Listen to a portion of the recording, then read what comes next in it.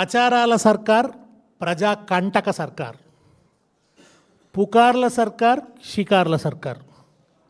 ఇప్పటివరకు ట్యాపింగ్ పేరిట పుకార్లు రేపడం తప్ప ఈరోజు వరకు బలమైన సాక్ష్యాధారం ఒకటి ప్రజల ముందు పెట్టలేదు. కేటీఆర్ గారు అన్నట్టు అధికారికంగా ప్రెస్ మీట్ కూడా పెట్టలేదు. అధికారులు మాట్లాడలేదు, బాధ్యులైనటువంటి క్యాబినెట్లో ఉన్నవాళ్ళు మాట్లాడలేదు. ఉత్త పుకార్లతో రాజ్యం వెళ్తున్నారు. షికార్ల సర్కార్ మీకు తెలుసుగా, ఆయన ఎప్పటికీ అయితే దావోసు లేకుంటే కొరియా, కారణాలు ఏమన్నా కావచ్చు, విమానాలు ఎక్కుతాడు, లేకుంటే ఢిల్లీ. షికార్ల సర్కారు, మూటల సర్కార్, మూర్ఖపు సర్కార్. ఎంత మూర్ఖత్వం అంటే, నేను పూర్వాశ్రమంలో తెలుగు ఉపాధ్యాయుని కనుక నాకు భర్తృహరిది ఒక పద్యం యాదికి వస్తుంది రేవంత్ రెడ్డిని చూసినప్పుడల్లా. భర్తృహరి సుభాషితంలోని శ్లోకం అది. దానికి ఏనుగు లక్ష్మణ కవి గారు అనువాదం చేశారు. మకర ముఖాంతరస్థమగు మానికమున్ పెకలించవచ్చు, చలదూర్మికానికరమైన పాయక చలదూర్మికానికరమైన మహోదధి దాటవచ్చు, మస్తకమున పువ్వు దండవలే సర్పమునైన భరించవచ్చు, మస్తకమున పువ్వు దండవలే సర్పమునైన భరించవచ్చు, మచ్చిక ఘటించి మూర్ఖజన చిత్తము దెల్పన అసాధ్యమేరికిన్. రేవంత్ రెడ్డి లాంటి పాలకులు భవిష్యత్తులో వస్తారని ఊహించి భర్తృహరి గారు చెప్పినటువంటి శ్లోకం ఇది.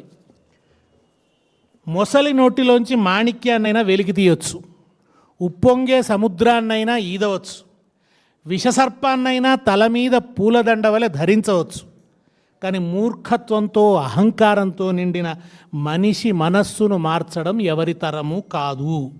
ఇవాళ అదే మూర్ఖత్వంతో, ప్రతీకారేచ్ఛతో బీఆర్ఎస్ నాయకుల మీద అక్రమ కేసుల్ని బనాయిస్తున్నాడు రేవంత్ రెడ్డి. పరిపాలనా పగ్గాలు చేతపట్టి నాటి నుండి అసెంబ్లీలో శ్వేతపత్రాల పేరిట మొదలైన డ్రామా 2 ఏళ్ల నుంచి అదే కొనసాగుతున్నది. ఈ రాజకీయ విన్యాసాలు చూస్తుంటే పరిపాలన పట్ల పూర్తి అజ్ఞానం, పగ, ప్రతీకారాలపైననే అంకిత భావం, పూర్తి అంకిత భావం రేవంత్ రెడ్డి గారికి ఉన్నాయన్నది స్పష్టంగా అర్థమవుతుంది. ఒక్క గొప్ప పథకం ఏదైనా కన్సీవ్ చేశాడా ఈ 2 ఏళ్ల కాలంలో? ఇది ఒక రిమార్కబుల్ డెవలప్మెంట్. ఎంత అద్భుతమైన ఆలోచన చేసింది ప్రభుత్వం, ఎంత ఊరటనిచ్చింది ఈ ప్రభుత్వం ప్రజలకి అనేది ఒక్క పథకం ఉందా చెప్పుకోవడానికి?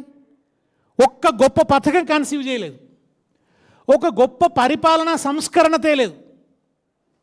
వచ్చింది మొదలు గాల్లోకి రాళ్ళు విసరడం, గాలి పోగు చేసి మాట్లాడడం, చీకట్లో బాణాలు వేయడం, బజారు భాషలో రెచ్చిపోవటం, అనాగరిక భాషను ప్రయోగించటం, ఇదే తతంగం నడుస్తున్నది తప్ప ప్రజలు కేంద్రంగా ఒక గొప్ప పరిపాలనా సంస్కరణనో పథకమో ఏదన్నా ఒక్కటి ఈ 2 ఏళ్లలో ఏమన్నా ఉన్నదా సారాంశం చూద్దామంటే? ఈయన పెట్టిన పథకాలు కూడా ఎట్లా ఉన్నాయంటే, మేము పాట పాడుదాం, భూగోళం తిరుగుతోంది సిరి చుట్టూ నీతి న్యాయం అంతా తీసికట్టు అని. రేవంత్ రెడ్డి గారి పథకాలన్నీ సిరిగల భూముల చుట్టూ తిరుగుతాయి. భూముల దందానే అసలు ప్రతి పథకం వెనుక ఉన్న రహస్యం అదే. మూసీ ప్రక్షాళన, ఇది నదీ ప్రక్షాళన కోసం కాదు, అట్లా ఎవరన్నా అనుకుంటే అమాయకత్వం. నదీ తీరాన ఉన్న భూముల్ని కార్పొరేట్లకు కట్టబెట్టడానికి దానికోసం చేపట్టిన పథకం మూసీ ప్రక్షాళన. హైడ్రా, ఇది అస్సలు చెరువుల సంరక్షణ కోసం కాదు, అది ముసుగు మాత్రమే. దాని పేరున రియల్ ఎస్టేట్ సంస్థల్ని బెదిరించడం, దండుకోవడం, కొందరికి లబ్ధి చేకూర్చడం, కొందరిని దెబ్బతీయడం, ఇది హైడ్రా పరమార్థం. ఫ్యూచర్ సిటీ, ఇది ఫ్యూచర్ కోసం ఏమాత్రం కాదు, బినామీలకు భూముల్ని కట్టబెట్టడం కోసం. ఆ భూములకు కృత్రిమంగా ధరలు పెంచాలి, వాటిని బినామీలకు కట్టబెట్టాలి. ఇది ఫ్యూచర్ సిటీ వెనక ఉన్న పథకం. అదేదో ఉంది కదా మనకు, వెనకటి గుణమేలమాను వినరా సుమతి అని అంటారు కదా. శుభలగ్నమున కనకపు సింహాసనమున కూర్చుండబెడితే వెనుకటి గుణమేలమాను అన్నారు. ఈయన వెనకట ల్యాండ్ బ్రోకర్, ఆ గుణం ఈయన మానడు. ముఖ్యమంత్రి అయినా ఆ ల్యాండ్ బ్రోకర్ గుణం పోదు. ఆ ల్యాండ్ బ్రోకరిజమే నడుస్తోంది తప్ప ఒక పరిపాలకుడిగా, ఒక స్టేట్స్మెన్గా నిజానికి రాగానే ఈ ప్రతిపక్షం మీద దాడి, హింస ఇవన్నీ కాకుండా ఒక మేధోమథనం చేసి నీళ్ల విషయంలో ఏం చేద్దాం, ఎలక్ట్రిసిటీ ఫ్రంట్లో ఏం చేద్దాం, వాటర్ మన పరిపాలనకు సంబంధించి చేద్దామని ఒక సీరియస్ థింకింగ్ లేదు, సీరియస్ అప్రోచ్ లేదు, పీపుల్ సెంట్రిక్ థాట్ లేదు, సంస్కారవంతమైన మాట లేదు. నిజంగా కూడా రేవంత్ రెడ్డికి ఒక మంచి బిరుదు ఏదని ఇవ్వదలుచుకుంటే డైవర్షన్ కింగ్.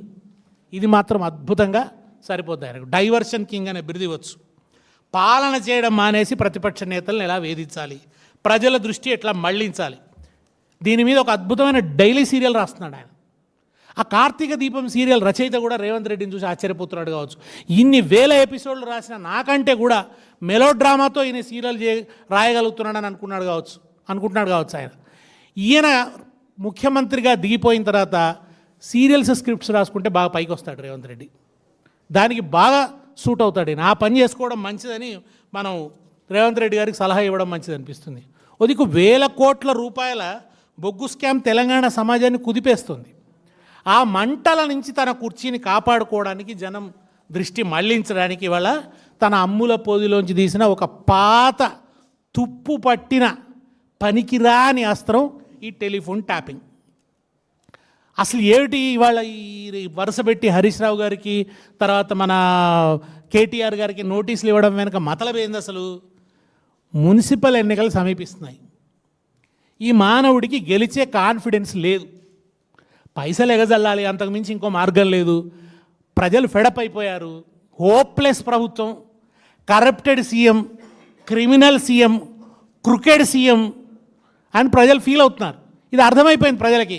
ఇంకేమీ దాపరికాలు లేవు, హోప్లెస్, ఇంకేమీ ఆశ లేదు, ఈయన వల్ల ఏదో అవుతుందని ప్రజలు ఎక్కడ ఏమీ ఆశిస్తలేరు. తెలిసిపోయింది అందరికీ, మెడకు పడ్డ పాము కరవక మానదు అన్నట్టు ఇంకో 3 ఏళ్ళు భరించాలి తప్ప చేయగలిగింది ఏం లేదు ఓటేసిన పాపానికి అని ప్రజలు నెత్తినోరు బాదుకుంటున్నారు. కనుక ఇప్పుడు ఈ మున్సిపల్ ఎన్నికలలో ఏం చేయాలి? ఇప్పుడు ప్రజానాయకులైనటువంటి హరీష్ రావు గారు, కేటీఆర్ గారు కార్యక్షేత్రంలోకి వెళ్లాల్సి ఉంది, ప్రజాక్షేత్రంలోకి వెళ్లాల్సి ఉంది. అట్లా వెళ్లకుండా ఉండడం కోసం, వాళ్ళని కట్టుదిట్టడం చేయడం కోసం ఈ సిట్ ద్వారా నోటీసులు ఇప్పించి ఈ రాజకీయ విషక్రీడంతా నడుపుతున్నాడు. ఇది విచారణ కోసం కాదు. మున్సిపల్ ఎన్నికల్లో కేటీఆర్ గారిని, హరీష్ రావు గారిని, బీఆర్ఎస్ పార్టీని నేరుగా ఎదుర్కొనే దమ్ము లేక మా నాయకుల్ని ఇట్లా కేసుల చుట్టూ, స్టేషన్ల చుట్టూ తిప్పి గెలవచ్చు అనేది రేవంత్ రెడ్డి గారి ఒక చీప్ టాక్టిక్స్ అన్నమాట, చవకబారు ఎత్తుగడ.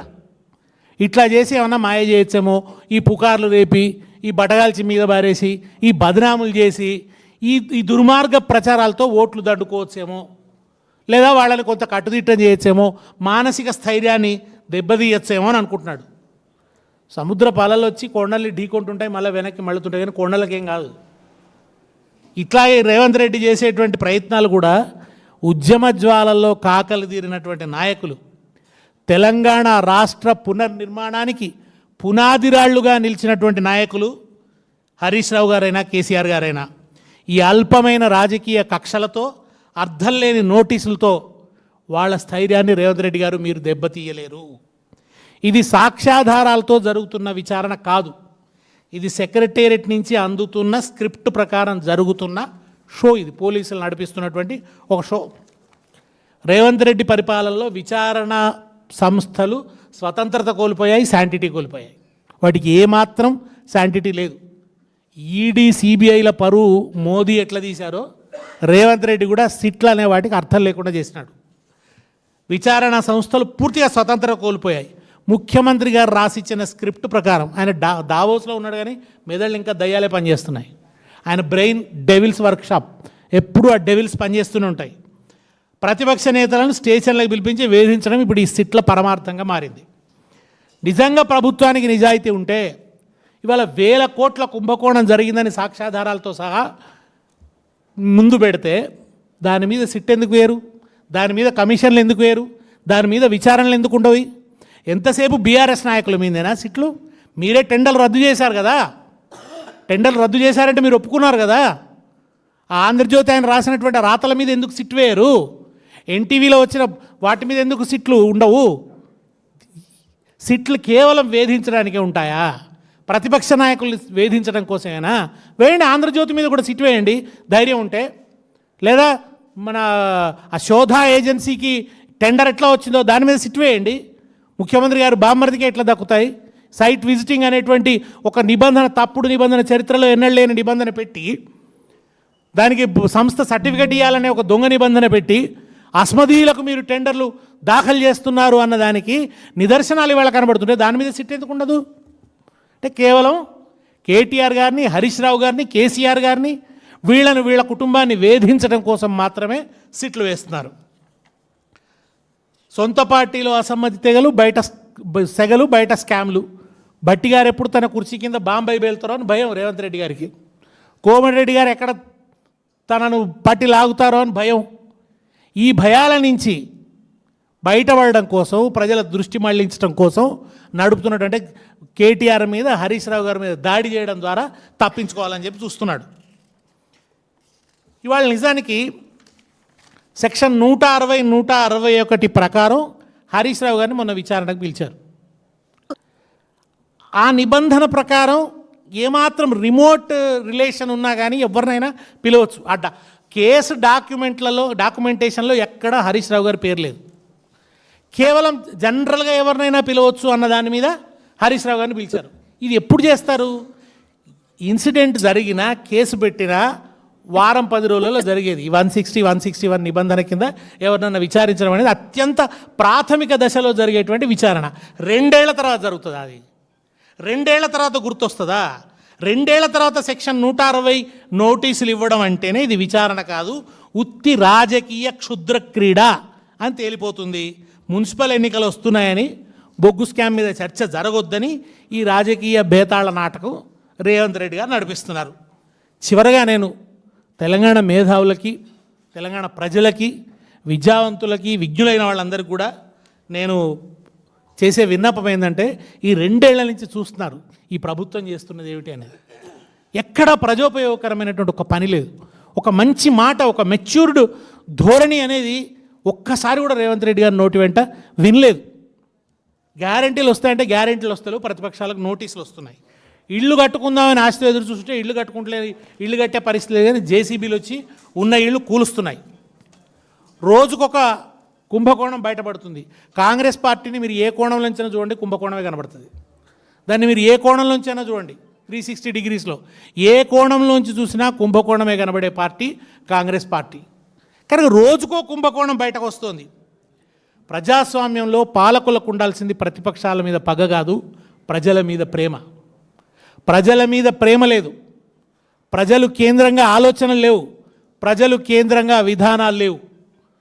ఈ దుర్మార్గమైనటువంటి ఈ దాష్టిక పాలనతోని 1000 కోట్లు దండుకొని రేపు వచ్చే ఎన్నికలలో కూడా పైసలు ఎగజల్లి గెలవచ్చు అనేటువంటి ఒక, లేదా బీజేపీ అండదండతోని చీకటి పొత్తులు పెట్టుకొని కాషాయం కాంగ్రెస్ ఒకటే గెలవచ్చు అనేటువంటి దుర్మార్గపు ఆలోచనతోని ఇవాళ రేవంత్ రెడ్డి ఈ పన్నాగం అంతా పన్నుతున్నాడు. ఇప్పటికైనా ప్రజలు అర్థం చేసుకోవాలి, మీకేం ఫలితాలు రాలేదు 2 ఏళ్లలో. 6 గ్యారంటీలకు అతిగతి లేదు, అటకెక్కిపోయినాయి అవి. మీరు కళ్ళు కాయలు కాచేటట్టు ఎదురు చూస్తున్నారు, కానీ మీకు ఎటువంటి ఫలితం దక్కడం లేదు. ఓటేసిన పాపానికి ఇవాళ జరుగుతున్నదంతా కూడా ఈ న్యూసెన్స్, నాన్ సెన్స్ తప్ప ప్రజలకు ఒరుగుతున్నది ఏం లేదు. ప్రజలు దారుణంగా నష్టపోతున్నారు, కడగళ్లలో ఉన్నారు. చివరికి రైతులకు ఎరువులు కూడా సరిగా సప్లై చేయాలనేటువంటి హీనమైనటువంటి స్థితిలో ఈ ప్రభుత్వం యొక్క అసమర్థత అనేది బయటపడుతోంది. అవినీతి, అసమర్థత, ప్రల్లదనము, వెర్రితనము, వెకిలితనము తప్ప ఏమాత్రం ఒక బరువైన ఆలోచన లేదు, ఒక ప్రజల పట్ల కన్సర్న్ లేదు, ప్రజల కేంద్రంగా ఉన్నటువంటి దృక్పథం లేదు. ఈ నోటీసులకు ఎవడు భయపడడు. ఎందుకంటే ఉద్యమంలోంచి బయలుదేరినటువంటి పిడుగుల్లాంటి నాయకులు కనుక హరీష్ రావు గారైనా, కేటీఆర్ గారైనా అసెంబ్లీలో మిమ్మల్ని నిప్పులతో గడుగుతుంటే, ప్రజాక్షేత్రంలో మిమ్మల్ని నిలదీస్తుంటే తట్టుకోలేక ఈ దాడి చేస్తున్నారు. కానీ వీటితో మా మానసిక స్థైర్యాన్ని మీరు దెబ్బతీయలేరు. చట్టబద్ధంగా పోరాడతాం, ప్రజాక్షేత్రంలోనూ ప్రజా బలంతోనూ పోరాడతాం. ఎప్పుడైనా కానీ ప్రతీకారం అనేది బలహీనుడి ఆయుధం. ప్రజల మధ్య నిలబడి నిలదీయడం, ప్రజా పోరాటం అనేది బలవంతుడి ఆయుధం. ప్రజా పోరాటంతోనే ఈ పార్టీ ఎదిగింది, ప్రజా పోరాటంతోనే ఈ రేవంత్ రెడ్డి అంత కూడా చూస్తుంది బీఆర్ఎస్. చంద్రబాబు నాయుడు రాజకీయాలను క్రిమినలైజ్ చేశాడు. క్రిమినలైజ్ చేసి ప్రశ్నించే గొంతుల్ని చంపడానికి ఒక నయంను సృష్టించాడు. రెండో రాజకీయ నయం రేవంత్ రెడ్డి. చంద్రబాబు సృష్టించిన రాజకీయ నయం రేవంత్ రెడ్డి. అన్ని పొలిటికల్ క్రైమ్స్ ఆయన ఎన్ని చేసినాడో చూడొచ్చు మీరు. కనుక ఆ నయంను అంతం చేసింది బీఆర్ఎస్ఏ. ఈ నయంని అంతం చేసేది కూడా బీఆర్ఎస్ఏ.